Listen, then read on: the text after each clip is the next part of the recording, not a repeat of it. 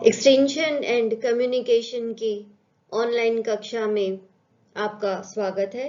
और आज का हमारा टॉपिक है सेवा।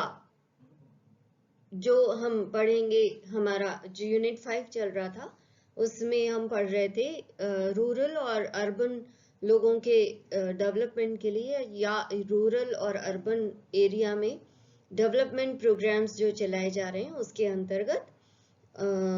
और आज हम पढ़ने जा रहे हैं सेवा के बारे में। तो सबसे पहले हम जानते हैं कि सेवा का तात्पर्य क्या है या इसका फुल फॉर्म क्या है। तो सेवा stands for self employed women's association. इसे हिंदी में महिला स्वरोजगार मंडली या संघ कहा जाता है। और जैसा कि नाम से स्पष्ट हो रहा है, यह महिलाओं के लिए बनाया गया प्रोग्राम है या ऐसी स्वयंसेवी संस्था है जो महिलाओं को केंद्र में रखकर बनाई गई है और उसमें भी महिलाओं को स्वरोजगार प्रदान करने के लिए यह अधिक कार्य करती है या स्वरोजगार महिलाओं को प्राप्त हो इसके लिए यह प्रयासरत है। आइए अब हम जानते हैं सेवा के बारे में विस्तार से।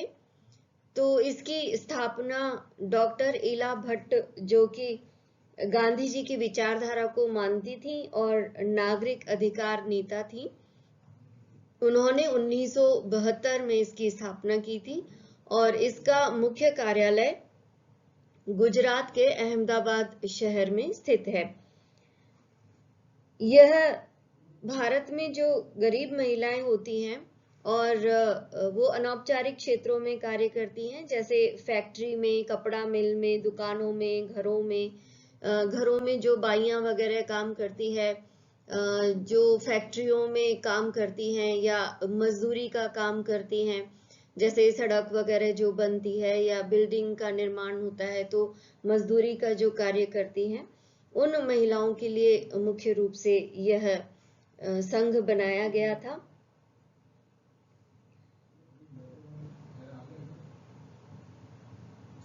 सेवा एक व्यापारिक संघ है यानी ट्रेड यूनियन है जो गरीब महिलाओं के कल्याण हेतु बनाया गया था। सेवा आरंभ तो गुजरात में किया गया था, लेकिन अब यह हमारे देश के विभिन्न राज्यों में भी सफलतापूर्वक कार्य कर रहा है और समय के साथ में इसमें जिन महिलाओं को लाभ मिल रहा है उनकी संख्या भी बढ़ती जा रही है और इसकी सदस्य वे ही महिलाएं बन सकती हैं जो स्वरोजगार करके धन अर्जित करती हैं या छोटे मोटे व्यापार चलाती हैं।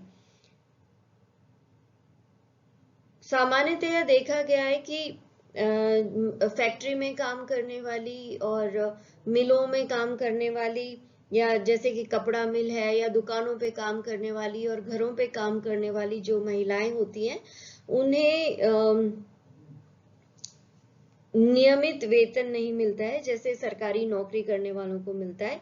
इसके अलावा अन्य लाभ जैसे प्रोविडेंट फंड है या पेंशन है या इस तरह के अन्य लाभ भी इन लोगों को नहीं मिलते हैं। तो सामान्यतया देखा गया कि ये महिलाएं जब तक स्वस्थ रहती हैं और इनका शरीर साथ देता है तब तक तो ये नौकरी कर पाती हैं, लेकिन जैसे ही इन्हें कोई रोग हो जाता है या ये वृद्ध हो जाती हैं और काम करने की स्थिति में नहीं रह पाती हैं या काम करने में सक्षम नहीं रह पाती हैं, तो इनसे वो नौकरी छूट जाती है और उसके बाद में ये बिल्कुल बेसहारा हो जाती हैं और इनके पास में धन को प्राप्त करने का या अपनी आजीविका चलाने का कोई भी जरिया नहीं रहता है।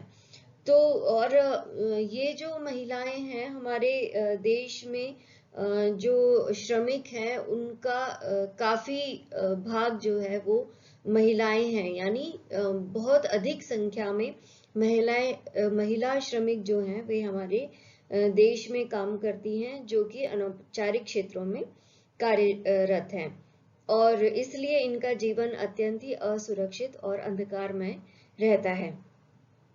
सेवा इन्हीं स्त्रियों के लिए बनाया गया संगठन है और इसे जो आर्थिक सहयोग है वह विश्व बैंक से प्राप्त होता है।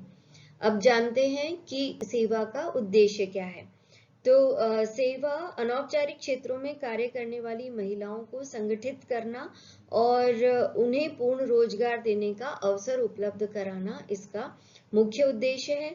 इसके अलावा महिलाओं को स्वरोजगार द्वारा सेल्फ डिपेंडेंट बनाना या स्वावलंबी बनाना, ताकि उन्हें किसी के ऊपर डिपेंडेंट नहीं रहना पड़े या वे बेसहारा ना हो, इसलिए उनको सेल्फ डिपेंडेंट बनाना या स्वावलंबी बनाना इसका एक उद्देश्य है।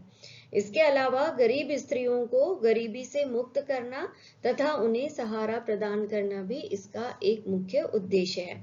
और ये ऐसी महिलाओं को जो कि बहुत गरीब होती हैं या बेघर होती हैं, उन्हें यह आवासीय सुविधाएं भी उपलब्ध कराते हैं। अब हम जानते हैं सेवा कई प्रकार के संगठन में विभाजित है, छोटे छोटे संगठन बना रखे हैं सेवा के अंतर्गत और वो उनकी अलग अलग जिम्मेदारी है। तो अब हम जानते हैं कि सेवा के ये विभिन्न संगठन कौन कौन से हैं और ये क्या कार्य करते हैं। सबसे पहले हम बात करेंगे सेवा बैंक की। जैसा कि नाम से स्पष्ट है कि यह एक प्रकार का बैंक है और यह जो सेवा की जो महिलाएं होती हैं, सदस्य महिलाएं होती हैं, उन्हीं के द्वारा खोला जाता है, उन्हीं के इसमें पैसे जमा होते हैं और उन्हीं के द्वारा ये चलाया जाता है। और जब किसी महिला को आवश्यकता होती है, इस सेवा बैंक के द्वारा उनको ऋण दिया जाता है। और इसका आरंभ सन 1974 में हुआ था। तब लगभग 4000 महिला सदस्यों ने सिर्फ 10 रुपए की पूंजी इसमें जमा की थी और महिला सेवा कोऑपरेटिव बैंक की स्थापना की थी। और अभी इसमें लाखों की संख्या में महिलाएं जो हैं वे अपना धन जमा कराती हैं और जैसे जब भी किसी को जरूरत होती है तो यह बैंक उनको ऋण भी उपलब्ध कराता है। इसके बाद में दूसरा जो संगठन है वह है सेवा संचार। सेवा संचार अपने सदस्यों के सहयोग और सहारा देने के लिए कई प्रकार के चैनल चलाए जाते हैं और मैगजीन्स और अखबार भी निकाले जाते हैं। इनमें से अनुसुईया और आकाश गंगा मुख्य हैं। अनुसुईया पाक्षिक अखबार है जो गुजराती भाषा में निकलता है और जो एडोलेसेंट गर्ल्स हैं या किशोरी लड़कियां हैं उनके लिए आकाश गंगा एक अखबार निकलता है। और आकाश गंगा का जो मुख्य नारा है वह है हम स्वरोजगार करते हैं, अर्थात वी आर सेल्फ एम्प्लॉयड, यानी हमारा खुद का रोजगार है या हम स्वरोजगार करते हैं।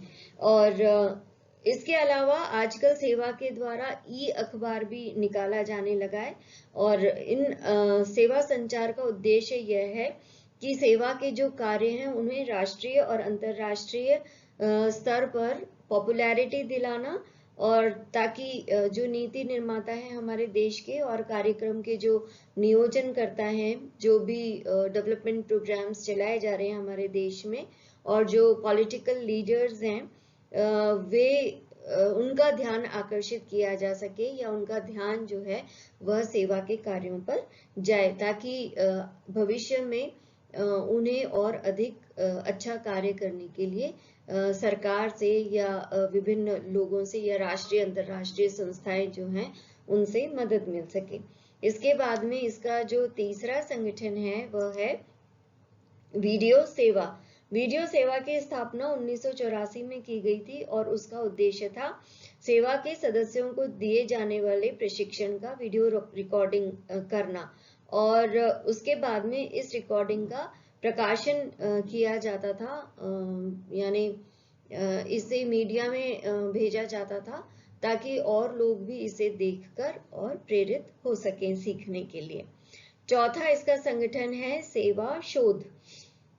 सेवा के पढ़े लिखे सुयोग्य सदस्य जो हैं वो शोध कार्य करते हैं या अन्य जो एजेंसियां हैं उनके सहयोग से या उनसे कहते हैं कि वे लोगों के ऊपर शोध कार्य करें और इन शोधों के द्वारा वे अपनी बातों को राजनेताओं और नीति निर्धारकों, समाज सुधारकों तक पहुंचाते हैं, उनको अपनी समस्या बताते हैं तथा अपनी उपलब्धियों को उजागर करते हैं। तो ये शोध का कार्य जिस संगठन के द्वारा होता है वह कहलाता है सेवा शोध। इसके अलावा सेवा अकादमी एक अन्य संगठन है और इसका निर्माण 1991 में किया गया था और इसमें सेवा के सदस्यों को शिक्षित करने का और उनमें नेतृत्व के गुणों का विकास करने का, संचार प्रक्रिया समझाने का तथा शोध कार्य करने का या इन कार्यों के प्रति लोगों को प्रोत्साहित करने का कार्य किया जाता है। इसके अलावा नेक्स्ट जो संगठन है वह है श्री महिला सेवा अनुसुईया ट्रस्ट। इस ट्रस्ट की स्थापना 1982 में हुई थी। यह ट्रस्ट सेवा के सदस्यों के कार्यों के विचारों, अनुभवों, प्रशिक्षण तथा दृष्टिकोणों को उजागर करता है और प्रत्येक महीने की 6 तारीख तथा 22 तारीख को ट्रस्ट द्वारा प्रकाशन का कार्य किया जाता है। यानी जिन जिन लोगों ने जो सेवा के जो सदस्य हैं, मेन जो सदस्य हैं, उनके क्या विचार हैं, क्या अनुभव हैं, किस तरह का उनको प्रशिक्षण दिया गया है, किस तरह का वो दृष्टिकोण रखते हैं, क्या सोचते हैं, इन सारी बातों को प्रकाशित किया जाता है श्री महिला सेवा अनुसुईया ट्रस्ट के द्वारा। फिर आता है वीमो सेवा। यह एक बीमा कार्यक्रम है जो सेवा के सदस्यों को सामाजिक सुरक्षा प्रदान करता है और यदि किसी सेवा सदस्य की आकस्मिक मृत्यु हो जाती है या दुर्घटना हो जाती है और वह व्यक्ति विकलांग हो जाता है या शारीरिक रूप से अक्षम हो जाता है तो इन लोगों को जीवन बीमा सेवा के द्वारा दिया जाता है और वीमो सेवा संगठन जो है वह इस कार्य की उसके ऊपर जिम्मेदारी है। इसके पश्चात अगला आता है सेवा आवास। सेवा आवास सन 1994 में आरंभ किया गया था और यह गरीब सेवा सदस्यों को रहने के लिए आवास सुविधा प्रदान करता है और इसके लिए गुजरात महिला हाउसिंग सेवा ट्रस्ट का रजिस्ट्रेशन कराया गया था। इस ट्रस्ट के तहत आवास की सुविधा जो है वो सेवा के सदस्यों को उपलब्ध कराई जाती है और यह ट्रस्ट जिन महिलाओं को आवास चाहिए होता है उन्हें कम दाम पर या ऋण उपलब्ध करवाकर मकान या आवास उपलब्ध कराता है। उसके बाद आता है सेवा संस्कार केंद्र। वर्तमान में सेवा संस्कार केंद्र एक हब के रूप में उभर कर सामने आया है और इसका मुख्य काम है निर्धन महिलाओं तथा लड़कियों को संस्कारित करना और उन्हें नवीन तकनीक और सूचनाओं से अवगत कराना। इसके बाद में अगला संगठन है सेवा महिला सहकारी मंडली लिमिटेड। यह कचरा, पॉलीथीन आदि बीनने वाली महिलाओं के लिए कार्य करती है और उन्हें सुरक्षा और सहारा प्रदान करती है। सबसे पहले सेवा फेडरेशन की सहायता से सन 1986 में क्लीनिंग कोऑपरेशन की स्थापना की गई थी और उसमें इस तरह की जो महिलाएं थी जो कि कचरा बीनने वाली या सफाई करने वाली और पॉलीथीन बीनने वाली जो महिलाएं हैं उनकी मदद के लिए यह बनाया गया था। नेक्स्ट जो संगठन है वह है सेवा भारत और सेवा फेडरेशन के सदस्यों द्वारा सेवा भारत की स्थापना की गई थी और यह संस्था अनौपचारिक सेक्टर में काम करने वाली महिलाओं की कार्यक्षमता को बढ़ाने के साथ ही उनकी समस्याओं को दूर करने का कार्य करती है और यह अभी देश के कई राज्यों में चलाई जा रही है। सेवा कलाकृति जैसा कि नाम से स्पष्ट है, इसमें सेवा की जो सदस्य महिलाएं हैं जो कि शिल्पकार हैं, कारीगर हैं, उनको प्रोत्साहित करने के लिए सेवा कलाकृति संगठन की स्थापना की गई थी और इनके द्वारा निर्मित जो सामान है उनको बाजार में बेचने हेतु इस संस्था का निर्माण किया गया था और इसके माध्यम से महिलाओं को प्रशिक्षण देकर उन्हें कुशल कारीगर बनाने में भी मदद की जाती है। और उनके द्वारा जो बनाई गई चीजें हैं उनको प्रचार प्रसार करने में और उनको विक्रय करने में भी यह संगठन उनकी मदद करता है। तो इस प्रकार से सेवा एक बहुत महत्वपूर्ण संगठन है जो कि गरीब महिलाओं की मदद करता है और उनको रोजगार के अवसर उपलब्ध कराता है। इसके अलावा भी वह कई प्रकार से बेसहारा और असहाय जो महिलाएं हैं उनके लिए कार्य कर रहा है। और क्योंकि हम नॉन गवर्नमेंट ऑर्गेनाइजेशन की बात कर रहे हैं या स्वयंसेवी संस्थाओं की बात कर रहे हैं, तो यह स्वयंसेवी संस्थाओं के रूप में ही कार्यरत है। इस वीडियो को सुनने के लिए आपका बहुत बहुत धन्यवाद।